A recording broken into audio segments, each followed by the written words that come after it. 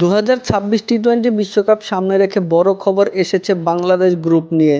অবিশ্বাস্য হলেও সত্য, টাইগারদের গ্রুপে থাকছে ফুটবলের জন্য বিখ্যাত দেশ ইতালি। প্রথমবারের মতো বিশ্বকাপ খেলতে এসেছে ইতালি, আর তাদের মুখোমুখি হবে বাংলাদেশ। সাথে আছে নেপাল, যাদের গত বিশ্বকাপে হারিয়ে সুপার 8-এ উঠেছিল।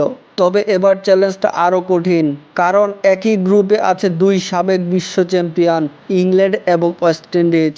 5 দলের এই গ্রুপের থেকে মাত্র 2 দল যাবে সুপার 8-এ, তাই প্রতিটি ম্যাচ হবে ফাইনালের মতোই গুরুত্বপূর্ণ।